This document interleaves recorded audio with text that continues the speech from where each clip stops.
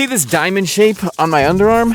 What is that for? That diamond is a feature loved by fishermen, specifically around the 15th and 17th century and beyond, but that's when this sweater was thought to be invented. This is one of the most genius sweater designs of all time because every single tiny detail is for a specific reason. This right here, the top of the sweater being patterned and the bottom being smooth, done for a specific reason. The cuffs being knit a little too short, also done for a specific reason. This is the ganzy sweater, or the Guernsey sweater, called that because it's thought to be developed on the Channel Islands, specifically the island of Guernsey. Here's every single feature I could find on these sweaters so far. There's a lot. Feature number 1, a ganzy is oftentimes fully reversible, so that way you can extend the life of your sweater by rotating it every single day. They're also typically knit in the round, so tubular, no side seams. That is more durable, easier to repair, and faster to knit. They were knit very tight to turn water, just be more water resistant, and they used Siemens iron, or Siemens iron yarn. That is most often a 4 or 5 ply yarn that's twisted very tight, blue, and it has a lot of lanolin on it, so it's tough, it doesn't pill, and it resists water. The sleeves were typically knit a bit short, so that way if you were doing some work, the sleeves didn't snag, but at the same time,